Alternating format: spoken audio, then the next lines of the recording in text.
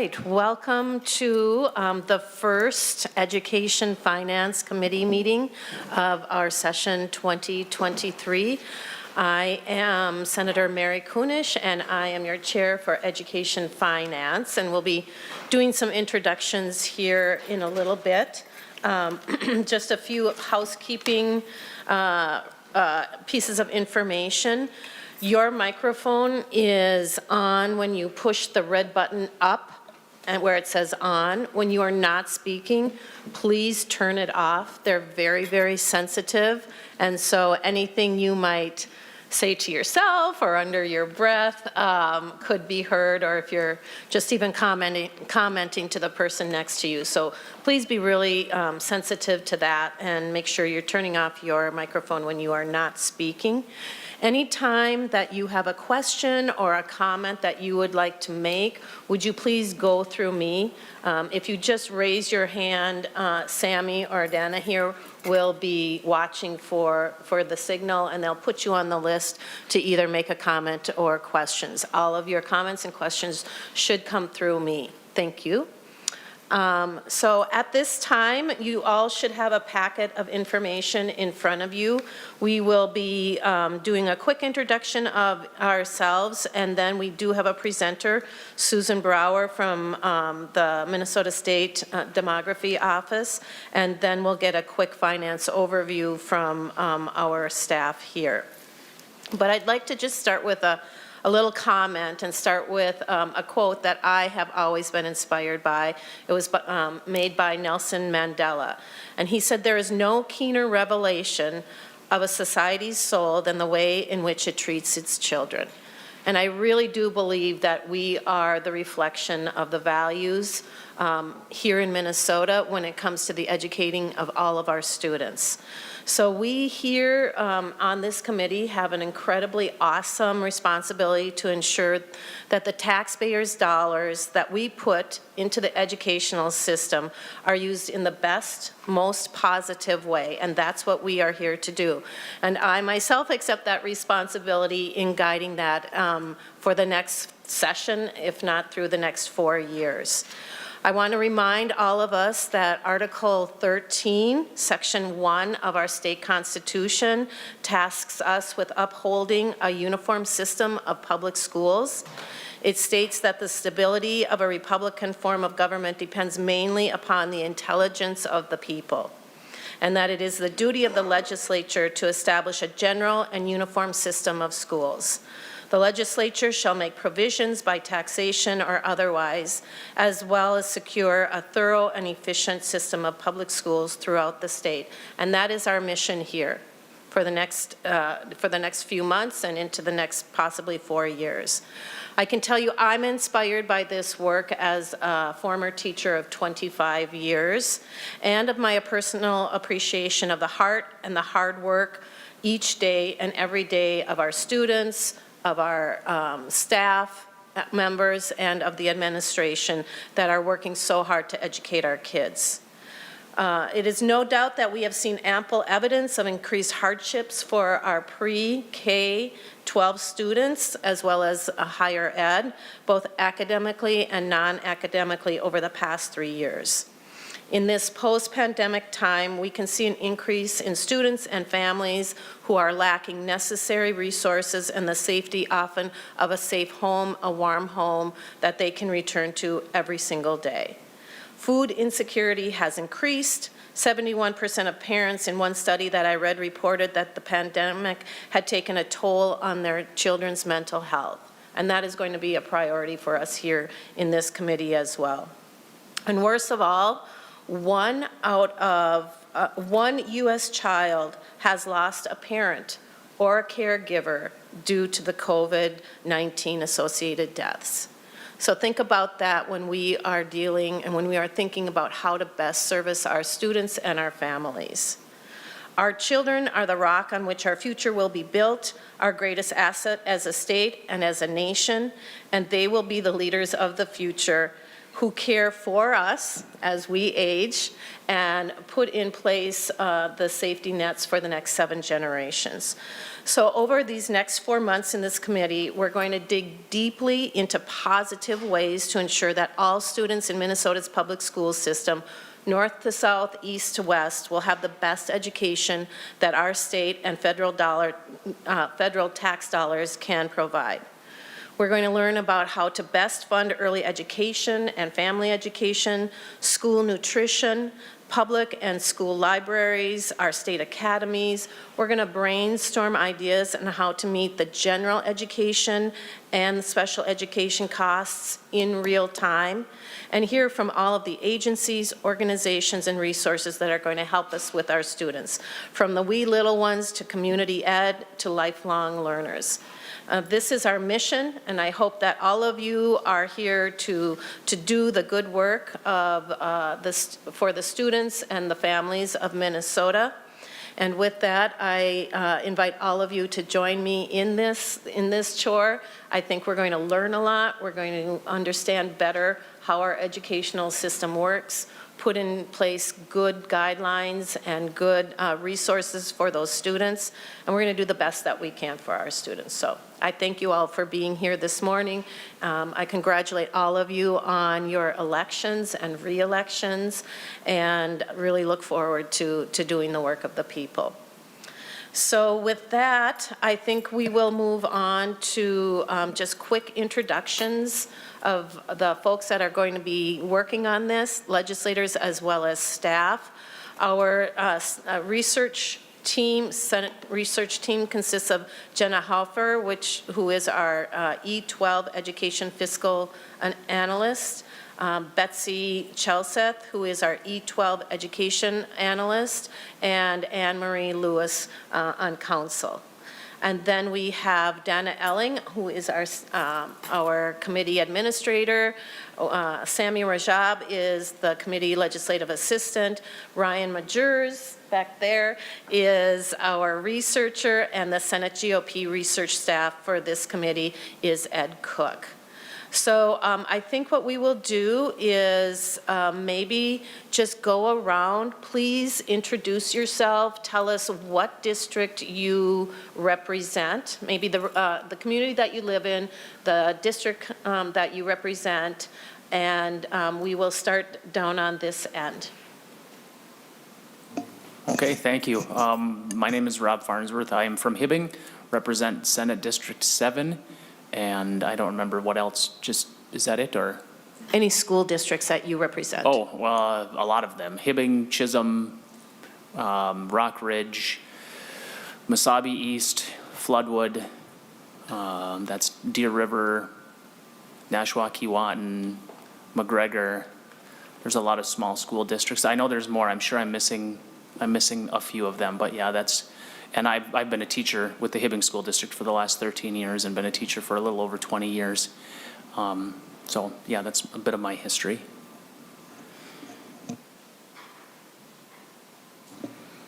Good morning. My name's Claire Umu Verbaten. I represent District 66, which includes St. Paul, Roseville, Falcon Heights, and Lauderdale. So I've got the St. Paul Public School District and Roseville area public schools as well. Thank you. Good morning, Madam Chair. Eric Lucero. I represent District 30, which includes the Albertville, St. Michael area. 8 communities in total. I won't list them all, but some of the school districts include, I think I've got 7 or 8. I think it's 7. But Buffalo, Hanover, Montrose, Rockford, Monticello, Elk River School District, a portion of Anoka Hennepin, and I think I'm missing 1 or 2, but I would say one of those that is the most important and excited that I'm on this committee is STMA, St. Michael Albertville School District, because of the 330 school districts in the state, they are consistently year after year at the very bottom of their per pupil funding formula. So one of the priorities I plan to advocate and fight for is to help bring greater equity to the per pupil funding formula to help advance the educational opportunities of the students in my area. Thank you. Thank you, Senator. Good morning, Madam Chair. Steve Swedzinski, Eden Prairie, Minnesota. I represent Hopkins, Minnetonka, and Eden Prairie, and I'm really looking forward to working with you on this committee, all of you, in fact. And I taught American government for 33 years. It didn't prepare me at all for this, but I love being here, and I'm looking forward to the hard work that we've got ahead of us in the next 5 months. Thank you, Senator. Hello, I'm Heather Gustafson. I represent SD 36. That is mostly Vadnais Heights, White Bear Lake, Lino Lakes area. I've been a public school teacher for over 10 years, North Minneapolis, most of my experience at Centennial High School in my district, and then 3 years at an online high school, mostly teaching world history. So really excited to be doing this work. The school districts in my district are Centennial, White Bear Lake, and Mounds View. Thank you. Senator, you want to do a quick? Good morning, Samir Rajab, and I am the Committee Legislative Assistant for Senator Kunish. Dana? Hi, I'm Dana Elling. I am the Committee Administrator for the Education Policy and the Education Finance Committees, and it's nice to see everybody. Good morning, Madam Chair and committee members. My name is Jenna Hofer. I am the nonpartisan fiscal analyst assigned to the Education, Finance, and Education Policy Committees. Thank you. Good morning, Madam Chair and members. My name is Betsy Jelseth, and I am the analyst on both the Policy and Finance Education Committees. Thank you. Madam Chair and members, I'm Anne Marie Lewis. I'm your nonpartisan counsel for the Policy and the Finance Committee, and this is my 28th session staffing those committees. But I started when I was 5. It's really tough. Senator Rarick. Madam Chair, members, I'm Jason Rarick. I'm the Republican lead for the committee. Have to admit, this is the first time I've served on the Education Committee, so I'm going to be learning. As I look around, I see a lot of new faces here, so I think we're all going to be taking in a lot as we start these meetings. I'm from Senate District 11, live in the Pine City area, and have many school districts, Rush City, Pine City, Hinckley-Finlayson, Mora, East Central, Moose Lake, Cloquet, Renshaw, Carlton, Esco, and I know I'm missing a couple of the small districts up in Carlton as well. We have several really small districts, and that's one of the things. I'm an electrician outside of the legislature, and in the 8 years I've been here, I've met a lot with my superintendents, my school board members and teachers, and first thing I tell them is education is not my background, so I lean on them heavily. And hopefully they'll continue to help me out with that. But yeah, one of the big things they talk about is the issues that our small school districts really have. They seem to be not having the same voices they feel, and they face a lot of different issues than the big schools. And they hopefully we can bring some of those voices as I look around and see some members that have some small school districts that will bring those voices to this committee as well. So thank you. Thank you, Senator. That is one of my goals, is to hear from rural Minnesota, greater Minnesota, on the unique issues that they face. I grew up in a very small town myself, and I recognize that every district is very unique unto itself, and so thank you for bringing that voice to it. All right, Senator Cruin. Madam Chair, members, thank you. My name is Michael Cruin. I represent Senate District 32. I live in Blaine. Senate districts, the entire city of Blaine, Lexington, Columbus, and about half of Ham Lake. School districts would include Anoka Hennepin, mostly the Blaine High School part of Anoka Hennepin, and Forest Lake, which is up in Columbus, that part, and then Spring Lake Park, which is about a third of Blaine, and I've been on the school board in Spring Lake Park for the last 5 years. And then Centennial as well. And so my background is I'm an attorney. And Senator Westland. Good morning, Madam Chair and members. I'm thrilled to be here today. It is an exciting privilege to serve in this legislature and to serve with you on this committee. I live in Plymouth. I serve Senate District 42, which includes Plymouth, the beautiful city of Medicine Lake, and a little bit of Maple Grove. And my district includes the Wayzata School District, Osseo, and Robbinsdale. So I look forward to serving with you. I am also an attorney, so we've got the profession well represented. Thank you. I was the library media specialist in Robbinsdale for 20 years, so I know that district very well. Thank you. We are unfortunately missing one of our members here. Senator May Quaid is stuck at the end of her driveway, so we will hear from her the next time we meet. But thank you all for making the trek into the Capitol this morning and being with us on this very first day in our Education Finance Committee. We have a couple of great presentations today, and the first one is Susan Brower, our Minnesota State Demographer. If you would like to join us at the desk. And please introduce yourself for the record, and you may go ahead. Members, you should have in your packet a slideshow, or a packet of the information that the demographer is going to be presenting to us. Please let us know if you don't have it.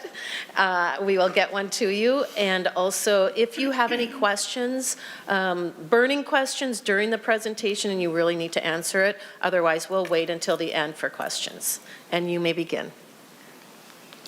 Chair Kunish, members, good morning. My name is Susan Brower. I'm Minnesota State Demographer, and I work in the Department of Administration. Thanks for having me here today. I'm going to talk mostly about the school-age population in Minnesota and describe kind of who the students of today are. I'm going to specifically cover how many children there are, school-age children, today, how many there are likely to be in the future. We'll talk a little bit about their geographic distribution, where they live, about their diversity, and then we'll talk about what kinds of families they live in, their living arrangements, and finally how they're faring economically according to the most recent data. There is much, much more data than what I'll be sharing with you today, but these are kind of the high-level descriptive statistics that kind of ground us in the same reality of who Minnesota's children are today.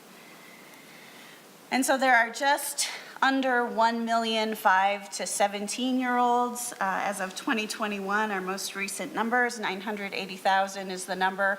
I'm showing you 3 to 17-year-olds here just to talk about how the number of students is changing, but in general, that 5 to 17-year-old range is just under 1 million.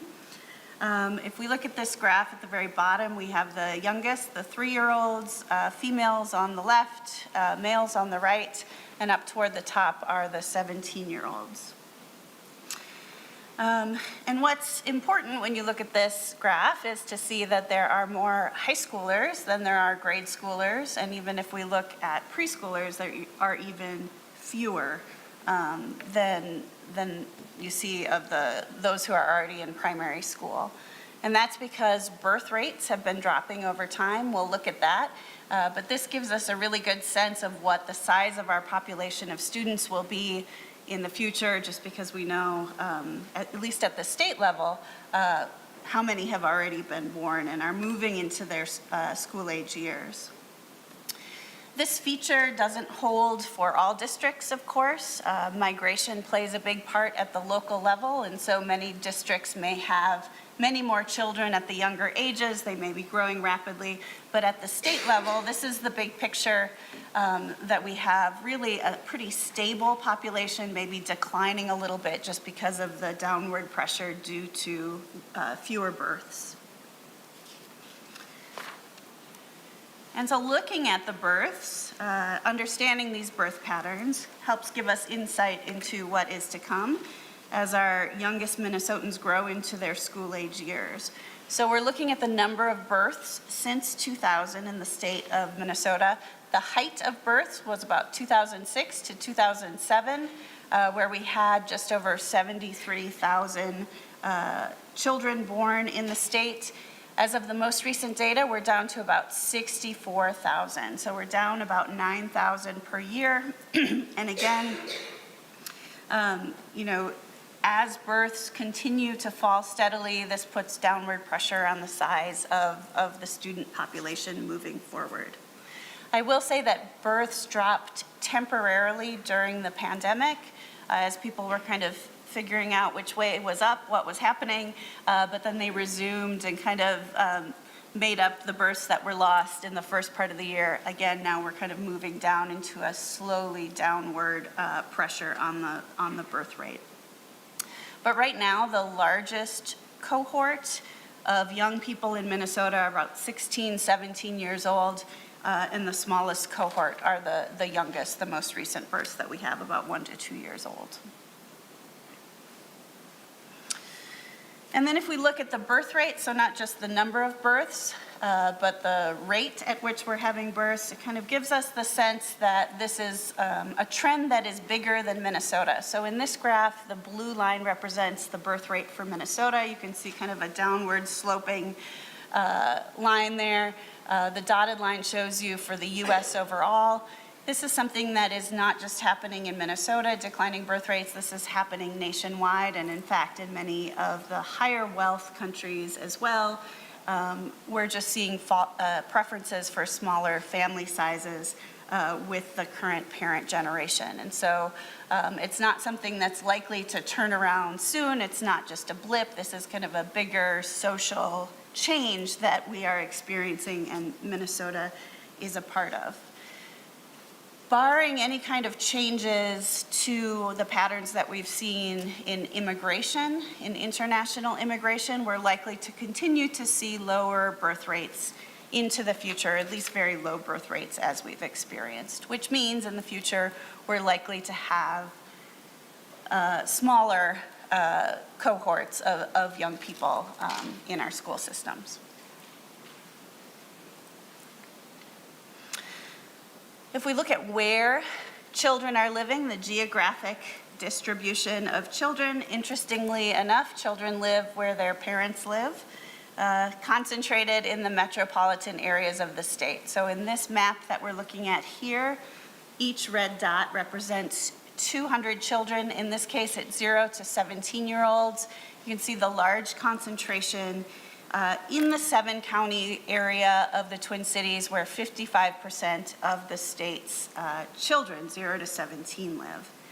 You can also see concentrations in our other metropolitan areas, in St. Cloud, Duluth, Rochester, Moorhead show up here, Mankato, and many small and large towns in the northern part of the state and the southern part of the state, but really the majority of the population concentrated in the Twin Cities metro area.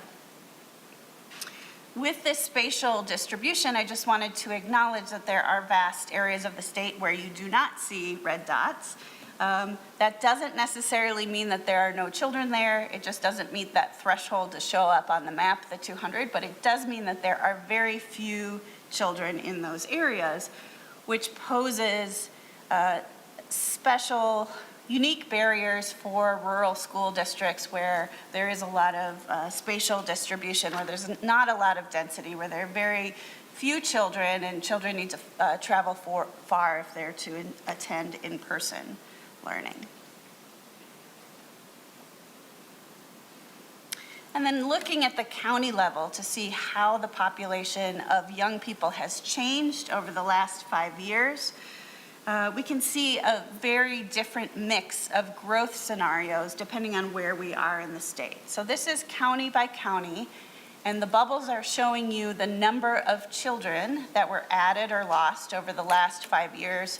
Lost meaning just the population shrunk. The children themselves were not lost.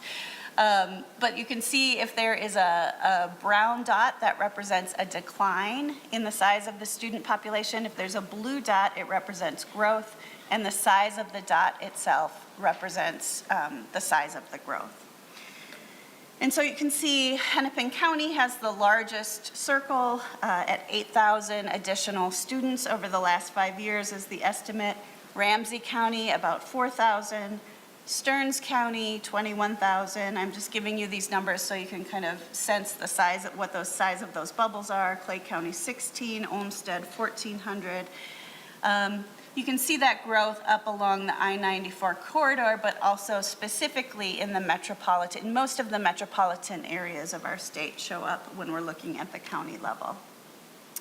You can also see that some of our greater Minnesota counties have grown that are not part of a major metropolitan area. You can see Nobles County, where Worthington is, for example, has a circle that represents growth of about 200 students. Lyon, where Marshall is, about 200 again, and Beltrami up in the north, you can see that's about 300 additional students. Again, I'm just giving you those sizes to kind of scale what we're talking about with respect to growth. It's not a lot of growth. It's modest growth. It's modest decline across the state, but you can see that there are very different patterns depending on where you are. And then if we look at the township and city level rather than the county level, these are the same numbers, but again, we're looking county, city by city, township by township, a more complex picture emerges. Many counties have a single city that's growing and the surrounding areas are declining if they're more rural, and so that's why you see a lot of this very different variation. I can provide this link if you're interested in clicking within your district and seeing where the growth areas are. It's a live map as well. And we'll look at the Twin Cities briefly in a moment. It's a little bit hard to read here, but I just wanted to point out, Moorhead here has grown by about 1,500. That's the large circle that you see on the western edge of the state. St. Cloud by about 650, Mankato 750, Rochester 1,500. Generally, you get the idea that it is the metro area, some of our larger cities that do have the growth. Many of our rural townships experiencing loss in the child population. Modest, but still that's why you see kind of that spread of those brown circles across the state representing that loss. The takeaway is that there's all kinds of variation depending on where you are in the state. There are swaths of the state that are shown in brown that are losing child population. Many of these are also losing just population in general, and that's punctuated by high growth in many of our metropolitan areas. If we zoom in then to the Twin Cities metropolitan area, because it was difficult to read in the last map, again, we see a range of growth scenarios, a lot of differences depending on which particular city you're in. And again, just for scale, Minneapolis added 3,000 children, St. Paul 1,600, Plymouth 2,000, Egan lost 1,000. That generally gives you a sense of the scale of these differences. And of course, decline or growth of the child population doesn't necessarily mean, especially in the metro area, that enrollment in those districts has increased because of open enrollment, because of charter schools. You don't necessarily see the same growth in the school districts that you see just because the child population in those cities are growing. So we've covered kind of how many students there are, how many young people there are, generally where they live in the state. I want to turn now to the diversity of our student population in the state. We usually tend to talk, myself included, tend to talk about diversity as if it's only racial and ethnic diversity. That's part of it. But there are many other ways that many of you as educators know that diversity is represented linguistically, religiously, socioeconomically, culturally, and all of these include different experiences and orientations toward formal education. But I will start with racial and ethnic diversity here, and then talk about some of those other dimensions in a moment.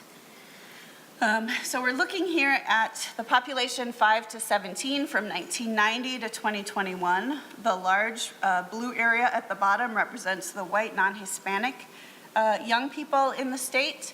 And you can see BIPOC populations, or Black, Indigenous, persons of color groups toward the top, with Black or African American young people in that bright green color, American Indian and kind of teal Asian in the brownish orange, 2 or more races again in blue, and Hispanic or Latino in the purple color there.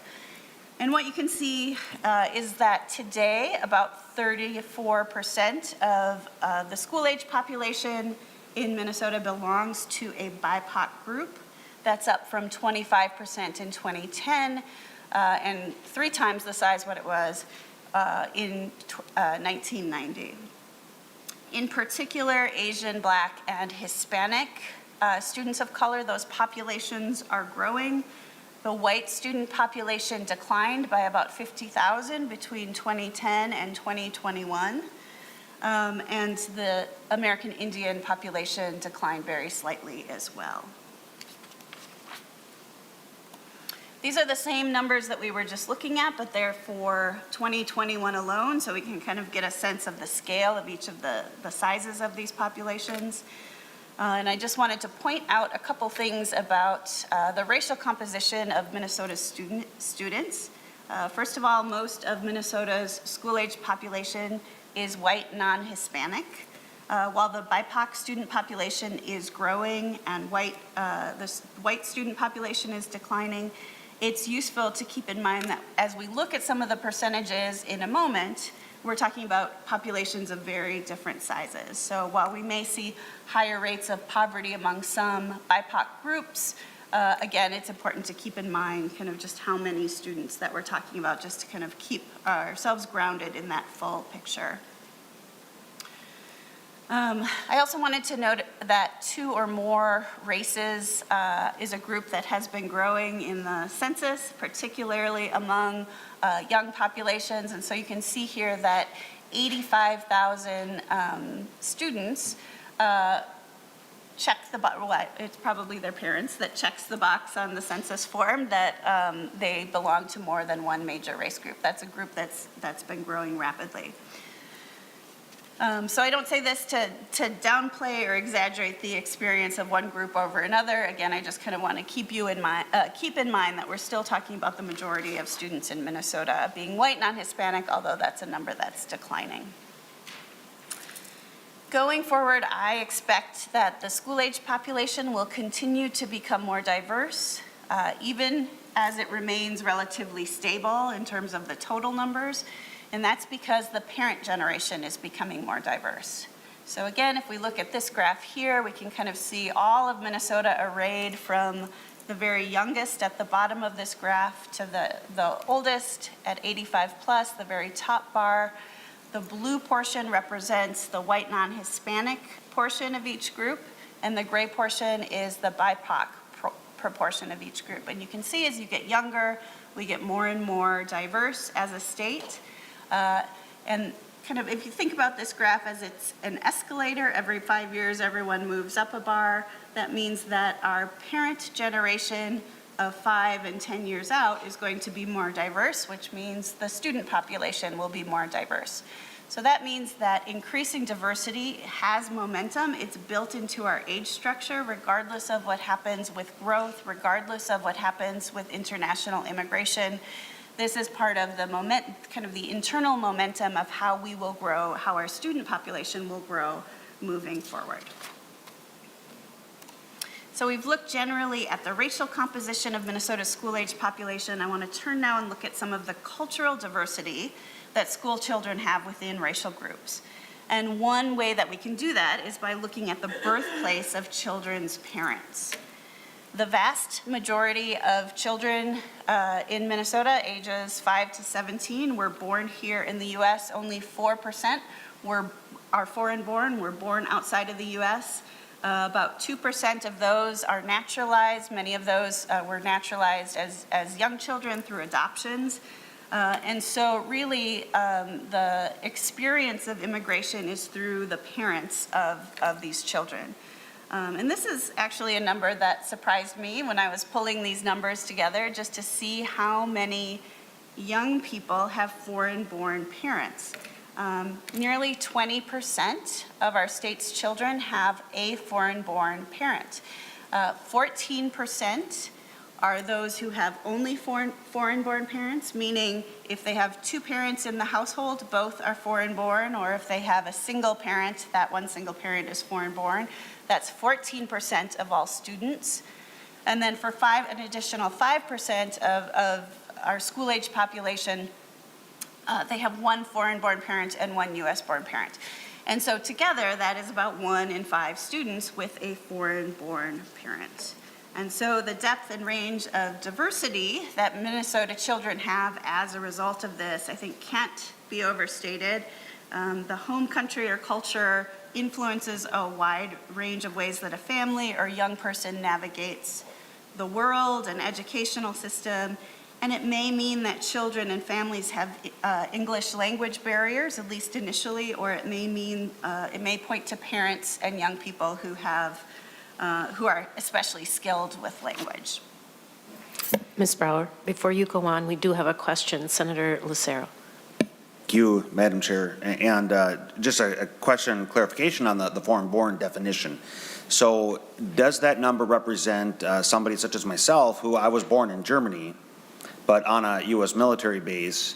So would I be considered foreign-born? And then I'm not sure what if somebody has two United States citizen parents, but they're also foreign-born, but I believe they automatically become U.S. citizens. So I'm just clarity on the definition of foreign-born. Thank you. Ms. Brewer. Madam Chair, Senator Lucero, the way that it's collected in the Census Bureau is that if you are born abroad to U.S.-born parents, you are not considered foreign-born. However, if you're born abroad to foreign-born parents and later move here, I believe you would be considered foreign-born. It is a relatively, you're in a minority of people in the U.S. who are in your unique situation, but it is something that's measured by the census. Yeah. Thank you. Follow up? Thank you. You can, may proceed. Thank you, Madam Chair. So in some, Minnesota's immigrant families themselves, well, not in some, I wanted to point to the fact that Minnesota immigrant families are very diverse. Particularly in Minnesota, we have people who come from other countries as refugees that don't have a lot of experience with school systems. They may have low skill, they may have low educational attainment, at least initially. We also have very high-skilled immigrants coming to Minnesota. Think in particular, an example is doctors coming to work at the Mayo Clinic. All of this, when we're looking at the foreign-born parents, we're talking about all of these kind of range of scenarios that students find themselves in with many different differences with respect to skill, religiosity, family, school norms. All of this is kind of indicated by these numbers here. So now in some, the proportion is just very large that have a foreign-born parent, families whose origins span the globe. And this is a good indicator, I think, of the depth of Minnesota's young people's diversity and the richness of experience that the children bring to today's educational institutions. If we look at the proportion of young people within each major racial group that has a foreign-born parent, the great diversity within BIPOC populations becomes apparent. So looking across this graph, we have the different major racial groups shown. And for now, I just want to focus on the very darkest blue color. If you look at Asian students or young people, Black students and Hispanic students in Minnesota, very high proportions of parents who are foreign-born, much higher than that 20% that's true for all, the majority in the case of both Asian and Black Minnesota children. For American Indian and white children, having a foreign-born parent is much less likely. And then for multiracial students, it's much more likely to have one US-born and one foreign-born parent. So in some, Minnesota students are largely second-generation immigrants. Many of them are second-generation immigrants many of whom are heavily influenced by the home culture or origin of their parents. Another way to measure the diversity, I might need some water, I'm sorry. I should have brought it myself. It's been a while since I've done one of these, I'm sorry. Thank you. Another way to measure the cultural diversity of Minnesota students is to look at the languages spoken in Minnesota public schools. And you can see here that there are about 300 different languages that are spoken in Minnesota schools. About 17%, or 148,000 students, speak a language at home other than English. And you could also see, if you look kind of going down from Minneapolis and St. Paul in the 7 metro districts, that we have really a range of experience with respect to language diversity. Would you like to just take a minute break? That would be great, thank you, Okay. I'm sorry. I'm sorry about that. I'm sorry I didn't come prepared. Thank you. I know it's painful to listen to, too. Thank you.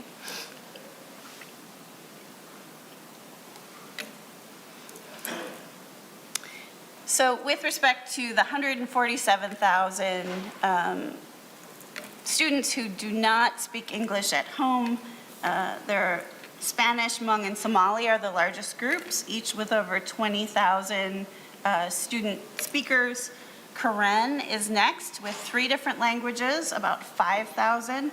And then it drops down pretty quickly to about 3,000 to 4,000 with Vietnamese, Arabic, and Oromo. Oh, thank you. Now I made such a fuss. Thank you so much. It's dry. Oh, thank you. I appreciate it.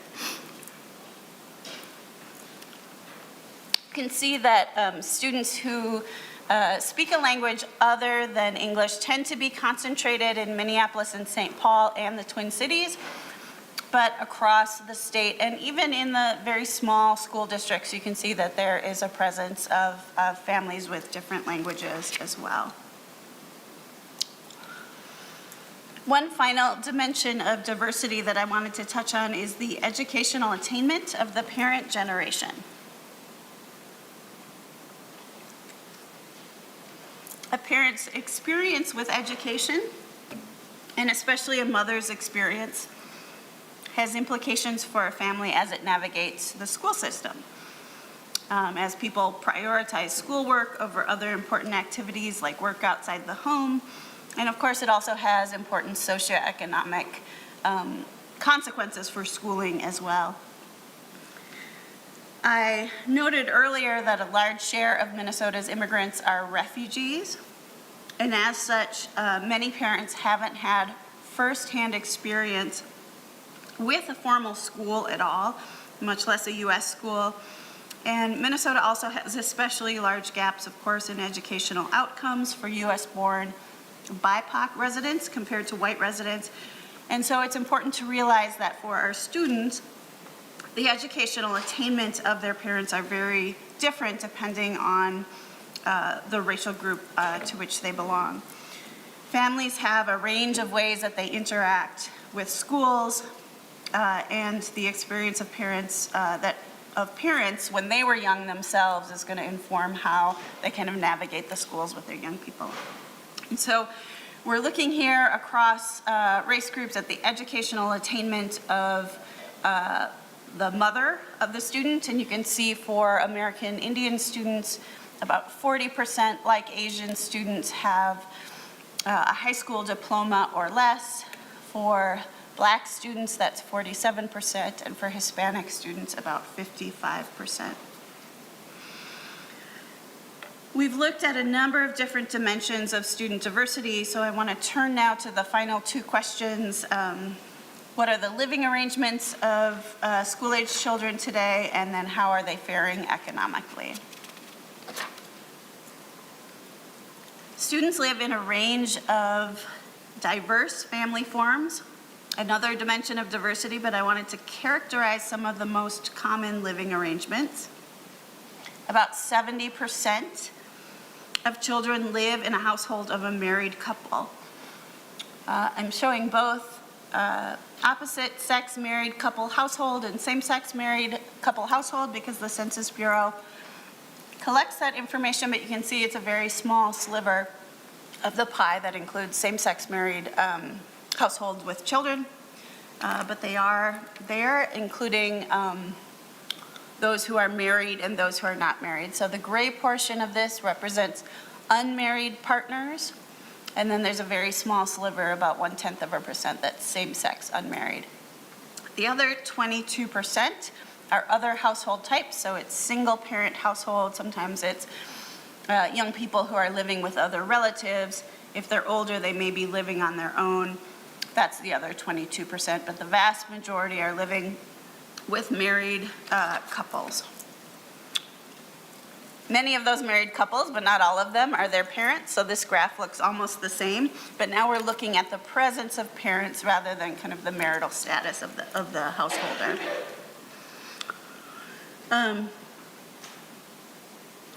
This graph shows that the majority of school-aged children, again, live with both their parents. 16% live with a mother only, about 5% with a father only, 3% with no parent present. Again, that may be with a grandparent, it may be with an aunt. They may be, if they're 16 or 17, living on their own with a friend or a partner. But for the most part, that sliver of 3% with no parent present is someone who's living, young people who are living with other relatives. So understanding that a large share of parents are single parents, that's about 21% if you add both mother and father only together. It helps us understand some of the economic challenges as well as some of the time scarcity issues for parents when it comes to supporting their children's education at home. And I think when I'm talking about the family context and also the economic context, these things are bigger. As many teachers know, these things are bigger than the school systems. This is the reality where our students are coming from today. To be kind of more explicit about the relationship between the availability of time within a family, we can look at how many children's parents are working outside of the home. And so on the left, we're looking at children 5 to 17 who are living with two parents. And the blue portion, the dark blue portion, has both parents in the labor force. So the majority are in the labor force. And then on the right, we see also the majority for one parent families, that parent is in the labor force as well. So putting those two groups together, 80% of school children have all parents that they're living with who are also working. Finally, I want to share some data with you about how the families of Minnesota school students are faring economically. We're looking here at low income and rates of poverty among our school-age population from 1990 to 2021. The very darkest blue is showing you those who have family incomes below the federal poverty threshold. The blue is showing you what I've called low income, or 1 to 200% of the federal poverty threshold. The federal poverty threshold in 2021 for a family of 4 was about $27,000. Very, very low income. DEED has done some work, the Department of Employment and Economic Development, to calculate what it costs for different family types to cover basic living expenses with no extra. So essentially, what is the cost of living? And pretty consistently, that calculator points to about 200% of the poverty line is what's needed to cover basic expenses. And so when we look at low income and in poverty together, that's the group that are really either not meeting basic expenses or just barely scraping by. So that's kind of the target population. I understand it also corresponds with many federal programs related to lunch, or it's close to that, about 200, 185. The dollar amount for that low income is about $54,000, $55,000 for a family of 4. And so we can see that in Minnesota, in the most recent year, about 11%, 1 in 10 school children lived in poverty, and then about 17% on top of that had low incomes. Altogether, about 28% of the student age population. So considerable economic need there. Looking at these same numbers as a percentage, it's kind of easier to see what the trend has been. And it's kind of remained somewhere around 28 to 33% for some time. During the Great Recession and after the Great Recession, incomes fell, we saw poverty rates rise. We really have seen those numbers come down over time, except for during the pandemic, where everything kind of was turned upside down for a lot of folks, their employment situations, poverty spiked. But what we've seen since that time is people moving back into the labor force. We've seen incomes rise again, and that has carried through with respect to the poverty rates of Minnesota children and Minnesota families as well. So the very most recent data suggests that maybe we've stabilized a bit with respect to incomes. And then if we look at these differences across BIPOC groups, more BIPOC children are likely to live in poverty or have families with low income. This is something that's been persistent in Minnesota and the US, but especially in Minnesota for some time. Again, these shares have been coming down over the decade, except for during the pandemic. But we have seen some improvements here. The disparities still remain. And then finally, I just wanted to note about the geographic distribution of poverty. These numbers are a little bit different because they look at all children rather than school-aged children. But in general, I would say that there is no single area of the state that you can point to and say, this is an impoverished area in particular, at least no large region, that you see really across the state that there are pockets. You see, for example, Monoman County kind of stands out with more than 22% of its child population. That's consistent with the White Earth Indian Reservation in that county. That stands out. But when we look at other high rates of poverty in different counties, it's not necessarily one urban area. It's not necessarily a rural area. It really depends on where you are within the state. I would say regionally, the only thing that we can kind of say in general is that we say lower rates of poverty among suburban counties, which you can see the very light color, mostly kind of surrounding Hennepin and Ramsey County on this graph. But of course, if we think back to where the density of the population is, we still have many more children in poverty in those areas, even though it's a lower percentage. And that, Madam Chair, concludes my prepared remarks. I thank you for sticking with me through my little episode, and I'm happy to take any questions if you have any. Thank you. That was incredibly informative. There's a lot to digest there, and I can see that this is certainly going to help us when we start to do some goal setting and looking at where we really need to identify our areas of concentration of help for our students. So thank you. Question. We have Senator May Quaid, who has joined us. Before you ask your question, would you just do a quick introduction of yourself, where you live, and what districts you represent, and then you may do your question. Thank you, Madam Chair. I actually listened on the way in, so I caught the whole thing. I'm Senator Erin May Quaid. I use she, her pronouns. I represent Senate District 56, which is Rosemount, Eagan, Apple Valley. That's also the school district I represent. I think I have 3 of the 4 high schools in the district, in my district. Thank you so much for that wonderful presentation. I have 2 questions. The first is, I'm really interested in, as a biracial woman, I'm really interested in this 2 or more races.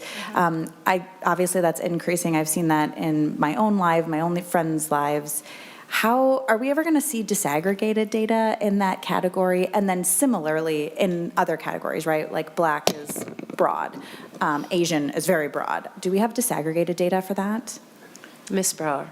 Madam Chair, Senator, we do, and I'm happy to share that information with you. I can send it on through the chair to show which specific groups. The way that the Census Bureau does it, so it's digestible, is that you can look at a race alone and then that race in combination with another. So it's not, you don't get an exclusive count of all children, but it gives you a better sense of really how large, for example, the Hispanic or Latino population is if you include everyone, including people who are biracial or multiracial. So I'm happy to send that along.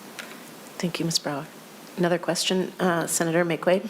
Thank you, Madam Chair. And then I just wanted to clarify, you talked about the poverty level and then kind of going through the numbers for what it actually takes to kind of cover costs. And did I hear you right? It was like 54, 55 for a family of 4. Is that kind of where they came out to? Ms. Brower. Madam Chair, Senator, so DEED's calculator is on their website, and it's pretty complex. It allows you to change different dimensions, like how many people are working and how many young people there are, and even the gender of the child that impacts the food budget, surprisingly. I know, as having a 16-year-old son, why they did that. So in general, it's somewhere around 40 to 50, which is why I doubled it, but it's not precise. It really depends on exactly, if both parents are working, they'll have childcare costs, for example. And so you can kind of adjust the different settings of that calculator to come up with what it really is to cover those basic living expenses. 40 to 50 is really ballpark. Thank you, Ms. Brower. Any other questions? Senator Uomo Verbatim. Umu Verbatim. Umu Verbatim, thank you. Thank you, Madam Chair. You mentioned the sort of top languages that are spoken other than English by our students and their parents. Could you name those again for us? And would you be willing to share just any information after this? Absolutely. Ms. Brewer. Madam Chair. Senator, let me find, just to make sure I've got the right numbers in front of me. And I will say that I added a new chart as a separate document that is corrected with the 300 languages. The first that was included is not correct, so you should look at the one with the 300 languages. Spanish, Hmong, and Somali each have over 20,000 speakers, so those are the largest groups. And after those 20,000, I can give you exact numbers, I'll send them along, Madam Chair. Thank you, Ms. Brewer. And members, you do have another document in your packet that shows that those language breakdowns a little bit. Yep, continue. Yeah, Madam Chair. So those are the corrected numbers, and I can absolutely send along specific language groups, but Spanish, Hmong, and Somali have 20,000 speakers. And then the Karen together, which are 3 language groups, are 5,000, which is the next kind of largest cultural community, but 3 language groups together. After that, Vietnamese, Arabic, and Oromo, with 3,000 to 4,000 speakers. And this is a data set that the Minnesota Department of Education collects, and you can look down to many, many languages, including, 132 of these 300 languages has just 5 speakers or less. So there are many languages with very few speakers, but for the most part, Spanish, Hmong, and Somali are the top level. Thank you. Thank you, Ms. Senator Umu Verbatim. Any other questions or comments? Senator Gustafson. And I apologize if this is a repeat question. Thank you, Madam Chair, of Senator McQuaid's question. But is there any more of a breakdown on blended or split families? For example, if a mom has 4 or more children 70% of the time, but that wouldn't necessarily be, they're still being raised by 2 parents, right? But mostly I'm looking at the 200%, the federal poverty level for a family of 4. If a mom had 4 kids and made $45,000 a year and had 70% of the child custody, still a split custody. And I only ask because some of that stuff factors into what we see in our classrooms. Is that broken down at all? I know that that's maybe a little bit too specific, but the amount of, and maybe the better question is there a breakdown of how many, I say students, but children live in split households? Is that a demographic that's broken down? Ms. Brower. Madam Chair, Senator, so most of the surveys that are taken are household surveys, so they're asking who lives here most of the time. And so for students that are going in between homes, it misses that, the fullness of that dimension. What it does pick up on is if there's child support coming into a home, that would be considered an income. But if the 2 incomes are fully split and the 2 households are separate, the child would likely be captured in one home and not another. There are other family surveys, national family surveys, that we could get an estimate of that. It wouldn't be for the state level, but we could get more, we could probably get a better estimate of how many students are going between households. And I think, you know, we saw that 21% of single parent households, many of those likely are going between households as well. And even the married couple, many of those children are likely going between married couple households or between married couple and single parent households as well. It's complicated. I actually studied family sociology when I was in grad school. Very, very complicated, but I will look to see if there is a family survey that can give us a handle on how many kids may be kind of transitioning, at least at the national level. Thank you. Any other questions? You did mention that there is a website that we can kind of play with and drill down for our own personal interests. Would you mind sending that information to Sammy, and then any other information that you feel would be pertinent coming from our questions? Absolutely. That would be wonderful. Well, thank you so much for joining us today and for this incredible, incredible information. We really appreciate it. Yeah, thank you for having me. You bet. All right. Next, we are going to have a brief education finance overview by Betsy Chelseth. She is our E12 education analyst, and Jenna Hoffner, our E12 education fiscal analyst. So we will transition.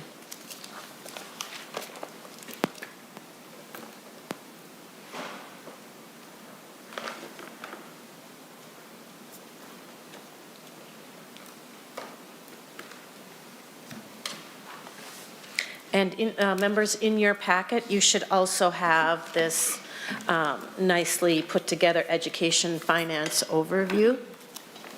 If for some reason we don't get through it all, we can always ask our analysts to come back and finish it up. But in the meantime, again, if you have questions during the presentation, I think that might be a good idea to ask during, and then otherwise we'll definitely take time if we have it at the end of the discussion. So we have, are you all ready then? Excellent. All right, would you please introduce yourself for the committee, and you may begin your presentation. Thank you, Madam Chair and members. Again, my name is Betsy Jelseth, and I'm the nonpartisan analyst on the Education, Finance, and Policy Committees. And good morning, Madam Chair and committee members. Again, my name is Jenna Hofer. I am the nonpartisan fiscal analyst for this committee. So this morning, we're going to do a education finance overview presentation. Here's our overview for the presentation. We're going to go over some information about our office, some of the finance basics in education, look at some of the data from the recent November 22 forecast, review some of the major spending areas and programs, look at how Minnesota compares to other states in the country, and then finally go over some useful resources Here's our contact information. So along with Ms. Lewis, the council on the committee, if you have any questions, if you need anything, bill drafting, budget tracking, anything, research, or you don't know if you need our help, please reach out to one or all of us, and we're happy to do whatever. Some of the roles of our office, we provide confidential analysis and advice to bill authors. We draft bills for introduction as well as amendments. We analyze spending, revenue, and policy proposals. We interpret executive branch fiscal notes. We track the budget effects of specific legislative decisions. We advise committee chairs and members on legislative rules and procedures. We assist in legislative oversight of enacted budgets, and then we offer legal advice and opinions upon request. And we, again, do research projects and like specific data runs. If you have a change in a general education policy formula and you want to see how that change impacts your districts or the state as a whole, we can produce runs for that, which I'm sure you'll become pretty comfortable with in the next few months. And again, our services are available to all members, and then we do provide confidential services as a reminder. Just one thing. Would you please explain what a run is? Yeah. For our new members? Thank you, Madam Chair. So it's going to be a printout, quite a few pages, and it's going to show all about 332 school districts and then approximately 170 charter schools. And so say you had a formula allowance increase of 2%. We go into Anaconda Python, change the amount, and we'll export it into a spreadsheet, and it'll show your specific school district. So say you're representing St. Paul School District, it'll show how much more money you'll make in that fiscal year. And then we can show it per pupil too, so you have an idea how it's going to impact your district. And then we also break it down so you can see the state level, the metro level, and then greater Minnesota over 1,000 or over 2,000 students from 1,000 to 2,000, and then under 1,000. So various stratas we can show too. Thank you. I hope that's helpful. Yep, thank you. Okay, so next we're going to go over some education finance basics. Some of the main terms we're going to use in this committee is revenue, levy, and aid. So a big takeaway is revenue equals aid plus levy. So school districts receive both state aid, and then they can tax their local tax base, and then they receive levy dollars. One difference is charter schools do not have levy authority, so all their revenue comes from state aid. And then the Department of Education is the one who collects the aid, usually through income and sales tax at the state level, and then they pay that money to school districts and charter schools.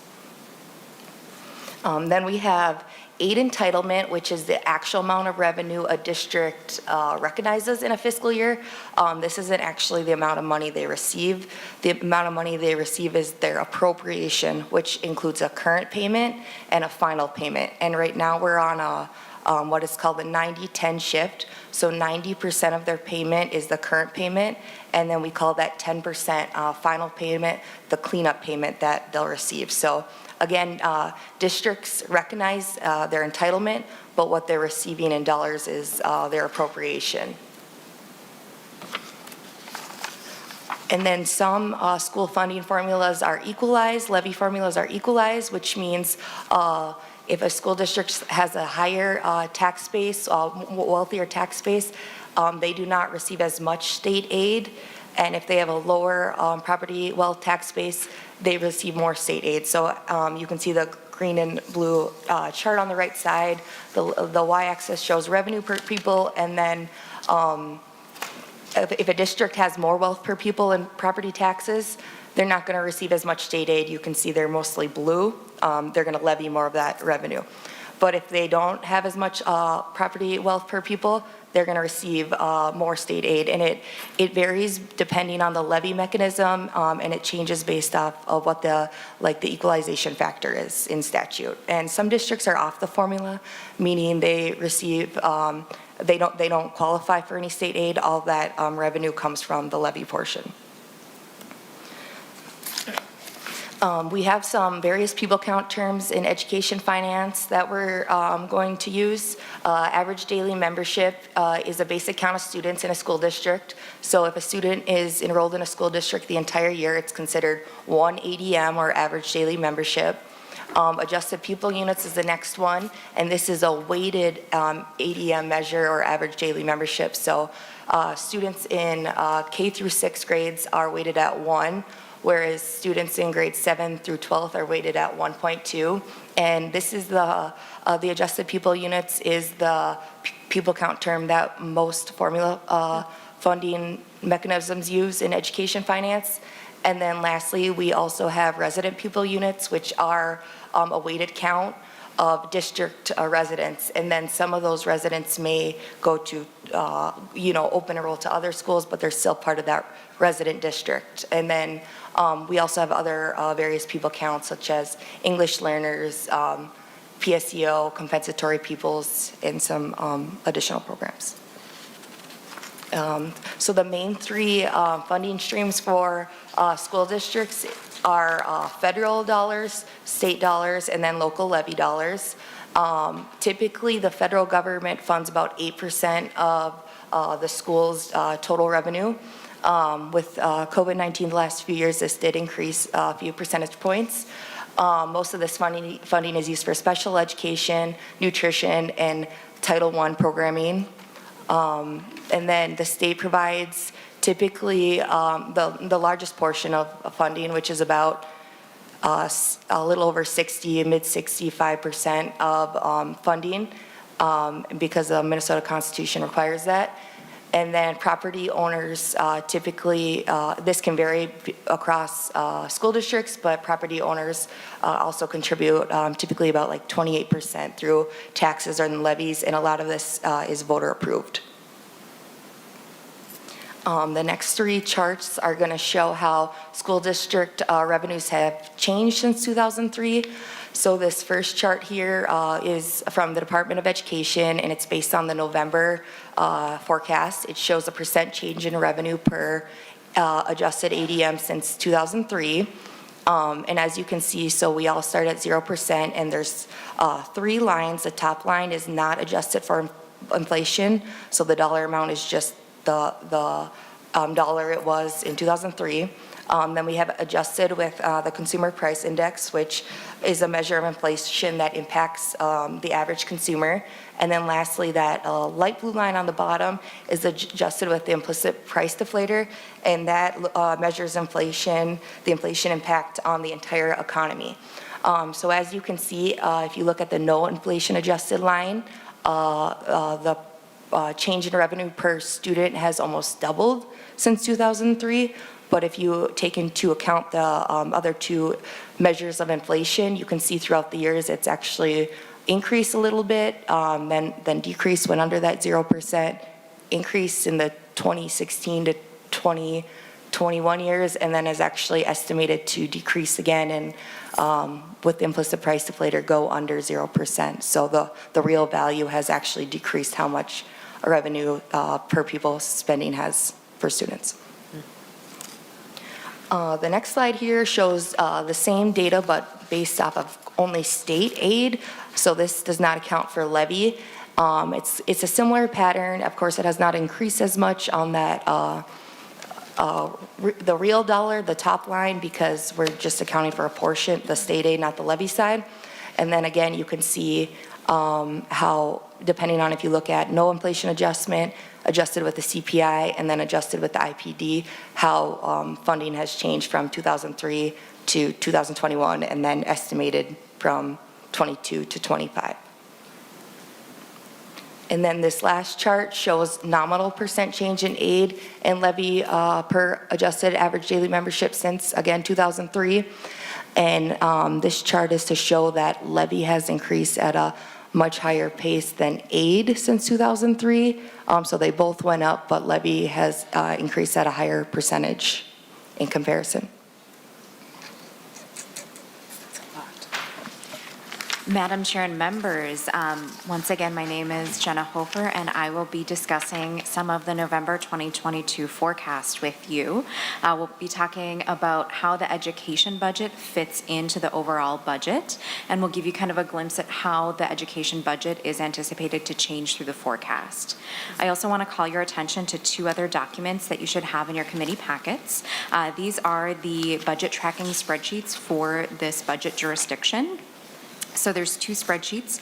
The first, which has the really tiny print that you might need a magnifying glass to read, that is the general fund aid appropriation tracking spreadsheet. And what this spreadsheet does is this tracks all of the state aid appropriations made for both the end of session last year and comparing them to the November forecast amounts. And this spreadsheet runs about 4 pages. You can see the total appropriations on the very back page. Much of the data in the next section comes from this spreadsheet. And then the second spreadsheet has larger font on it, which is much easier to read. This is the property tax tracking spreadsheet, or the levy tracker. And so this tracks on a statewide basis all of the education-related property taxes for all of the different funding streams. And this tracks from fiscal year 2018 through fiscal year 2027. So you'll see various iterations of these spreadsheets throughout the session here, and we'll kind of update them as we progress through the session for things like the governor's budget, the February forecast. Once this committee introduces an omnibus bill, that will be tracked, as well as comparisons with the House once we reach the conference committee point. Here is a quick snapshot of all funds for the E12 education budget for the upcoming biennium, which is the 2024-2025 biennium. In all funds, the education budget is about $25 billion, which is just under a quarter of the state's total all funds budget. It would be about the second largest budget jurisdiction if we were looking at all funds. So this does include the general fund, which is the fund that we primarily talk about. Most of the education dollars are within the general fund, about 85% or $21.3 billion. The next largest portion of the education budget comes from federal funds. You'll notice that it's about 13.5% of all funds for the 24-25 biennium, which is slightly higher than what Ms. Gelseth mentioned earlier, the average of 8% per year, and that's largely due to the increase in federal funds for COVID-19 pandemic relief. There's also some dollars in the permanent school fund, about 0.3% of the education budget, or $71 million. And the permanent school fund is essentially a trust fund for Minnesota's students. This account receives proceeds from land management activities on school trust lands. So this would be things like timber sales and mineral rights. The proceeds from those go into an account, and the interest on that is doled out on a per student basis to all students in Minnesota. It's about $45 per student this year. There's also some funding in the special revenue fund. It's about 0.7% of all funds, or about $183 million. These are typically appropriations that need a little bit longer than a typical appropriation to be spent. So typical appropriation is spent within one fiscal year or over a biennium, but appropriations in this account tend to need longer. So these would be things like the early learning scholarships, where the spending timeframe doesn't neatly line up with the state's fiscal calendar. And finally, there's a very small amount, $438,000, projected to be in the gift fund, and these would be things like donations. So we're going to focus on that largest part. That's where we spend most of our time in this committee. So that would be the general fund. So that for the 2024-2025 biennium, the state is projected to have appropriations of $21.3 billion for education. This is 39.4% of the state's total general fund budget, making it the largest budget jurisdiction. You can see here this chart organizes kind of the major spending areas for education, with general education being the largest component of that, just under 3/4 of the budget. And most of this comes through the basic formula allowance, which is a per pupil amount that goes out to each pupil. The other categories here kind of track with how the education omnibus bill is typically laid out. So there's categories for special education funding, which is the second largest portion of the budget at about 18.6%, or about $4 billion for the upcoming biennium. We also have a category for education excellence and teachers, so this would be a number of categorical and grant programs at $770,000, or 3.6% of the budget. And then early education is about 1.6% of the budget, or $343,000. The rest of the areas get a bit smaller, and we'll go into these a little bit later in the presentation, so you can see kind of what the typical appropriations would be like within each of those categories. But I wanted you to have kind of a glimpse of how the budget comes together in education. So as we talked about, the education budget for the 2024-25 biennium is estimated to be about $21.3 billion. And this is how that compares to the biennium that we are currently in, the 22-23 biennium, as well as the 26-27 biennium, which we like to call the tails. So as you can see, the 24-25 forecasted budget is approximately $1 billion, or 5.1% above the current biennium.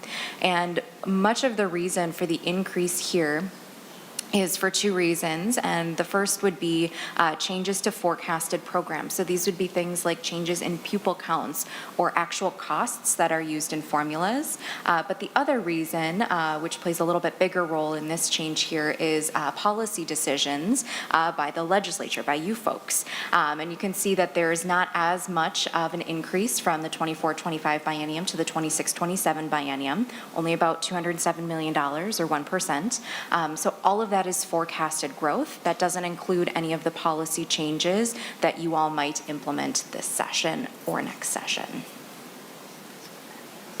Another component of the education budget that Ms. Jelseth mentioned is the property tax budget, and that was the second spreadsheet that I mentioned. It's kind of grouped as 4 different categories here to make it a little bit more digestible. So overall, the property tax budget for the upcoming biennium is just over $7 billion. So most of that comes through the general fund for the districts, and this is the district general fund, not the state general fund. So these are kind of general purpose dollars that can be used in a variety of ways depending on the levy. Much of this is derived from the referendum levy and the local optional levy, which are the referendum levy is a voter approved levy, while the local optional is a board approved levy. The Community Service Fund is one of the smaller levy programs. So this would include things like the Community Education Levy, as well as school-age care programming. And this is about $190,000 for the upcoming biennium. The second largest portion of the levy budget is the Debt Service Fund. This is about $2.3 billion for the upcoming biennium. And this is primarily levy revenue that's used to pay principal and interest on bonding, which is for things like school construction or renovation projects. The final category is the other post-employment benefits or pension debt service, and this would be used to pay pension and employment benefit costs, and that's just under $90,000 for the upcoming year. So in total, those levies are about $7.4 billion, and there are some credits and adjustments that offset that, and that's about $221,000 for the upcoming biennium. Most of that will come through the school building bond agricultural credit, which helps to offset the levy burden on agricultural landowners. The final kind of third component of the budget was the federal funds. And here you can see how the federal funds have changed over the years from fiscal year 2018-19 biennium through the projected 26-27 biennium. So as you can see, the 2018-19 biennium was pre-pandemic, so it was just under 8% of the E12 all funds budget at about $1.5 billion. And as a result of the pandemic and the federal government's infusion of dollars, you can see that the federal budget has increased for the 2021 and 2022-23 bienniums, topping out at about 16.5% of the E12 all funds for the 22-23 biennium, and then it's gradually decreasing again as we return to the normal federal rates, though these can, of course, change depending on federal action. Madam Chair and members, next we're going to go over the major spending areas and programs in education finance. So we're going to take a look at the big one, general education, and then Ms. Hofer will look at those other areas. So the general education revenue is the primary funding source for school districts, and there are over a dozen funding streams in general education. Most of them are aid, but there are some equalized levies in there. Most of this revenue can be used for any operating purpose at the district level, and this again is the largest component of the state education budget. So this pie chart here shows the general education aid entitlements for this current fiscal year 2023. It's $7.5 billion, and almost 85% of that is the basic formula allowance, which we'll look at on the next slide. The next largest chunk of this is compensatory revenue, which provides funding for low-income students. And then the other funding area makes up about 9% of the general education aid entitlement. And we'll take a look at some of those larger areas. So again, basic revenue, or we got like money on the formula, is about 85% of general education funding here in the state.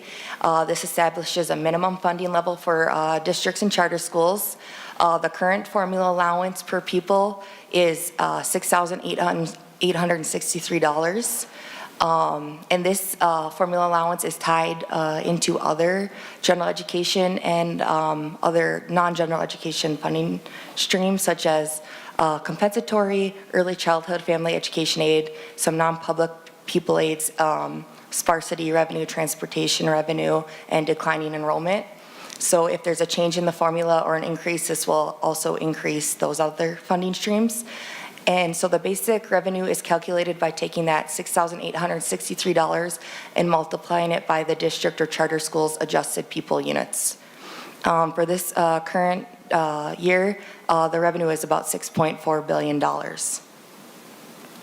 That next chunk of money, just under 7% of general education funding for districts and charters, is compensatory revenue. And this is based on each district's number of students who are eligible for free or reduced price meals, which is used to be a proxy measure for poverty. Students can be counted through parent-submitted forms or through direct certification, and actually starting in this current school year, Minnesota's participating in this United States Department of Agriculture pilot program, which matches Medicaid data to school district data. The Department of Education works on this, and preliminary data in April shows that about 83,000 additional students are qualifying for free and reduced price lunch.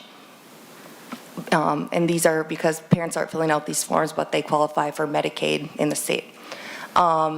Under state statute, aid must be allocated to the site where the people who generated the aid is served.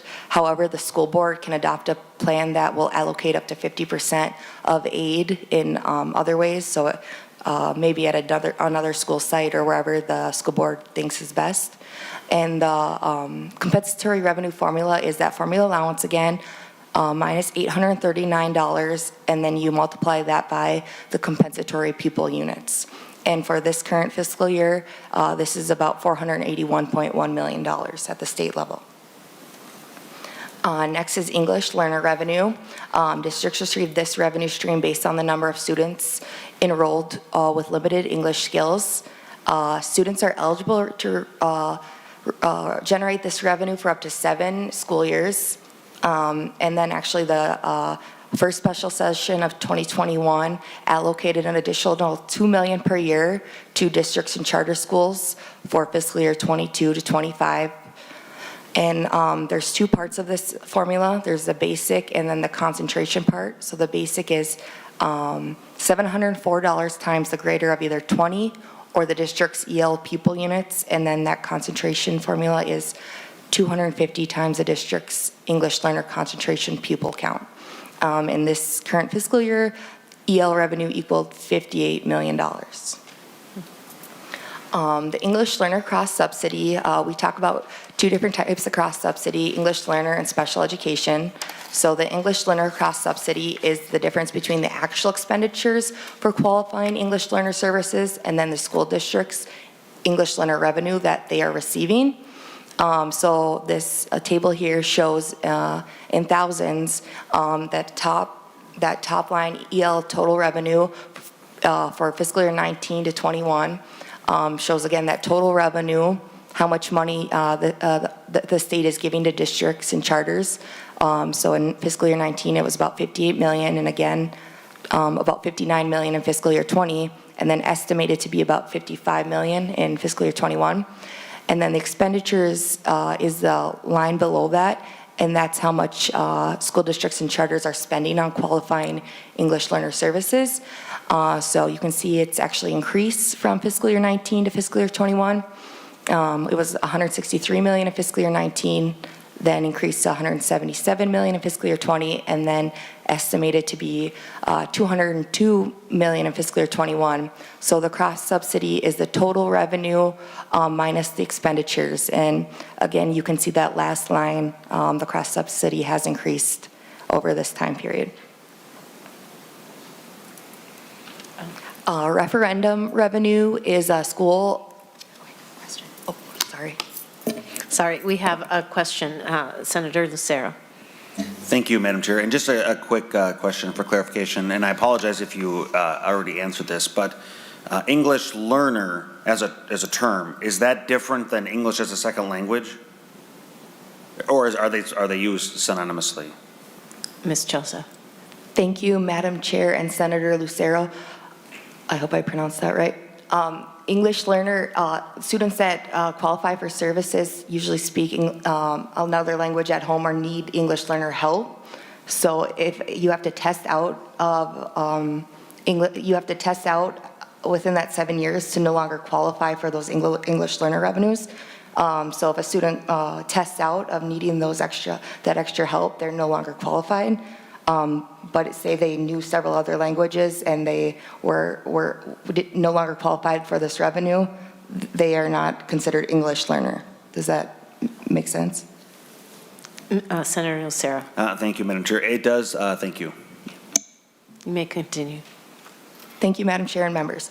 Next, referendum revenue is a school board, is what happens is a school board proposes, and then voters actually have to approve this referendum on the ballot. Most districts are subject to a maximum per pupil allowance on referendum revenue of $2,051 per pupil for this current fiscal year.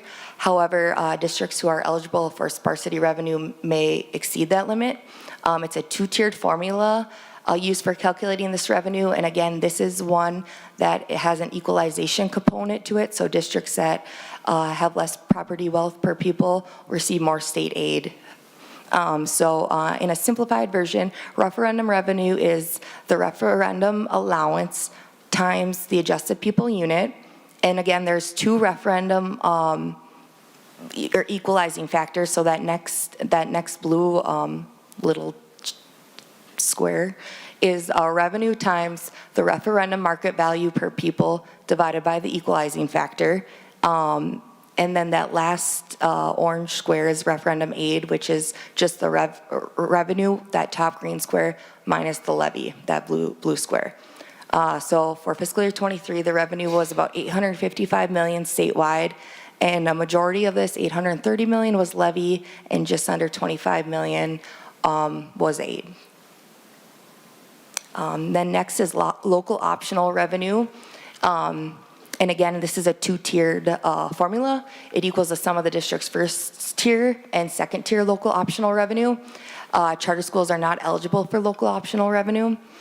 The first tier is $300 multiplied by the adjusted pupil unit, and then the second tier is $424 multiplied by the adjusted pupil unit. So to equal that revenue, you add up that first tier plus that second tier.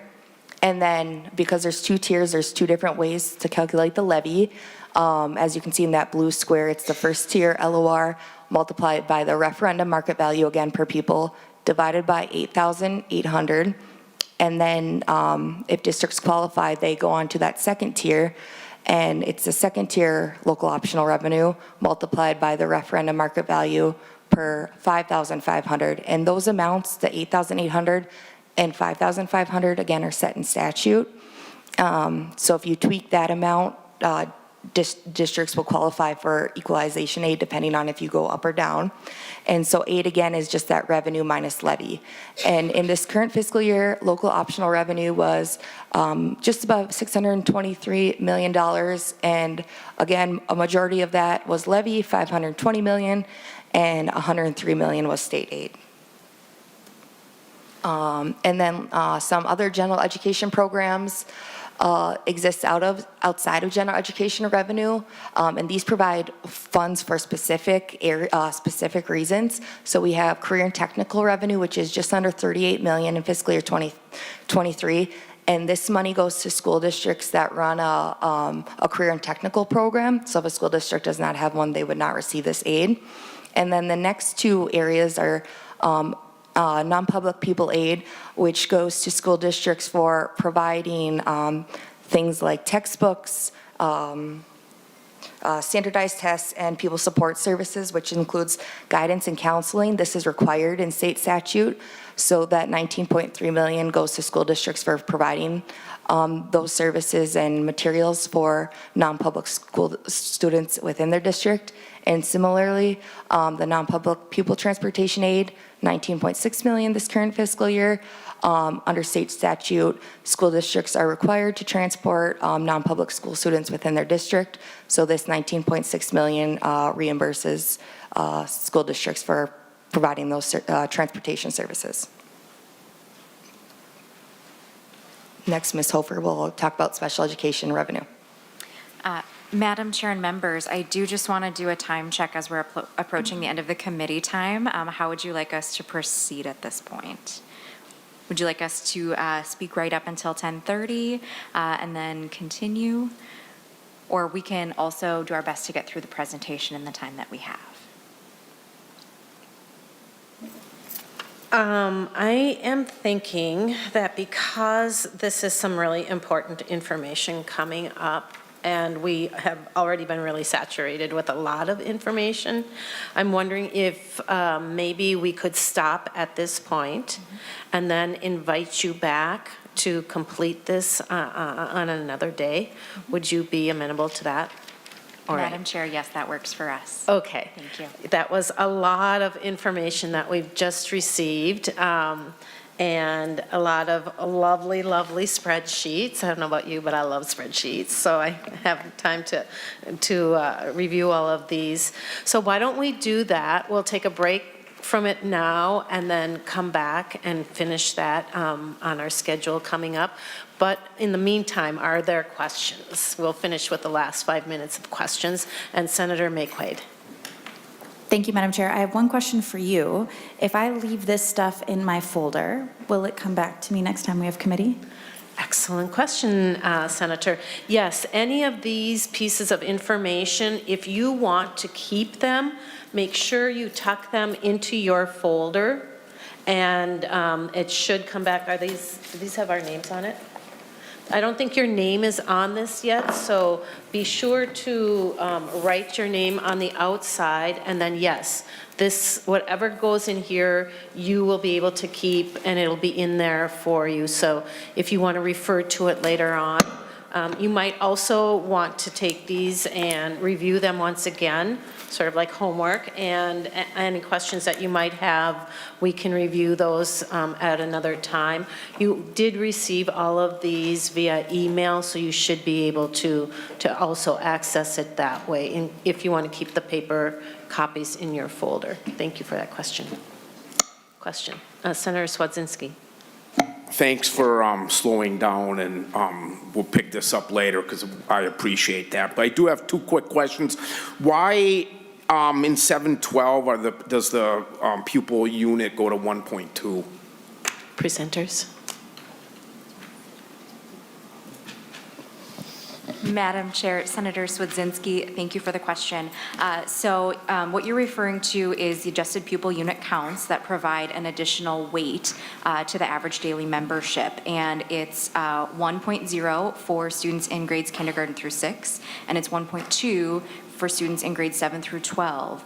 And I believe the intent of that was to account for some of the additional costs that are associated with students in grades 7 through 12. They're often no longer in just one classroom. They're often in multiple classrooms, which would require additional staffing, which is kind of the largest component of that, but also additional things like textbooks or other resources for the classrooms. Thank you, Ms. Hoffner. Thank you. Do you have another question, Senator? I do, but yeah, okay. Do you? There were three graphs that showed a difference in the change in how do I word this per pupil? Yeah, that one. Do we? And maybe you said this, but is there a hard dollar difference rather than just the percent change between what we were spending in 2003 and what we are not spending today? Did I ask that right? Ms. Chelsea. Okay, thank you, Madam Chair. Thank you, Madam Chair and Senator Swedzinski. Yes, and the Minnesota Department of Education has all this data, and I can make sure you get that. I'll send that to you. And Ms. Chelseth, again, if there is a website that you would suggest for us to be able to go back and review this information or dig a little deeper, would you also send that to Sammy and he can share that as well? Yes, Madam Chair, thank you. Thank you. Are there any other questions? Well, thank you both for stepping up and sharing this. This is a really great presentation. And again, we went through all of this pretty quickly, members, and it's our very first day. So that's a lot to absorb and try to understand. We can always come back to this. So if at some time you would like a deeper dive into some of this information, or you would like us to go back and present it as a team, we can do that. Otherwise, both of these analysts are available to you to sit down and help you understand these numbers, these graphs, these spreadsheets a little bit better. You will also find in your folder these handy-dandy rulers. I have found in the past, these are very helpful when you are reading the spreadsheets. So keep that in your folder. And if there's anything else that you think we need to make sure that we have all the supplies that we need, please let Sammy know. But if there are no other questions, then I think we will adjourn here in a minute. We will not be meeting tomorrow. It is our Youth in Government Day, and if any of you are familiar with Youth in Government, it's a weekend where student delegations from all over Minnesota come to the Capitol, and they they go through the role play of being legislators. So there actually are majority leaders and Senate leaders and representatives and the governor. I myself was a participant of Youth in Government back in the day. They finally found my bill that I presented back then, and it did have to do with education, so it's kind of ironic. Yes, Senator. Yep. Thank you, Madam Chair. A quick question I have in regards to a hearing that you're going to have next week where you asked us to get students to come in. One of the things Do you have some guidance for us as to what we should have the students talk about, a time frame that each student is allowed? What are you looking at for that hearing? Thank you for asking that. I should have put that on there. So next week, we will have a student day because we really do want to center the work that we do on our students. You should have all received an email suggesting if you have a student in your district, a student or two that would like to speak to the legislature, please let Sammy know. I'm going to have Sammy, we did come up with 3 questions. One was like, what were the side effects of the pandemic? What do you see as the biggest hurdles in education today? And if you had 1 or 2 things to tell your legislator, what would it be? But I'll have Sammy send that back out to you, and I'm thinking a 5 to 7 minute. We will be set up for a hybrid presentation, so students from wherever they are can Zoom in and do their presentation. If they would like to join us in person, we will also love to see them here. But if you do have any other questions, just let Sammy know. When you do find a student that is interested also, please forward that information to Sammy. Thank you, Senator. Yeah, so a follow-up. One question. Do you have kind of a preference to age range? I'm assuming 10th through 12th grade is probably what you're preferring? That would be great, but I would not mind hearing from elementary and middle school students as well. They have a lot of keen insight themselves, and I never want to underestimate our students here in Minnesota. Question. Madam Chair, just to clarify that, are the students that we're asking to come in, are they only to speak on those 3 questions, or can they kind of come in with their own presentation on their educational experience and kind of what they want to talk about? You know, I would like them to try to stay to those just because of time constraints, but if they do have a unique perspective, I wouldn't mind hearing from them as well. And remember, we're going to kind of keep it to approximately 5 to 7 minutes, depending how many students we have. Yep. And Senator McQuaid. Thank you, Madam Chair. Are we just going to be listening, or are students going to be asked questions? I think that was one of the questions I got from a parent. Sure. If that student is comfortable receiving questions, then we will let you ask questions. Anyone else? All right. Well, then, this concludes our first meeting of the Senate Education Finance. Thank you all for weathering the storms out there and joining us. I myself found this to be very informative. Thank you to our presenters. And we will see you next week on January 10th.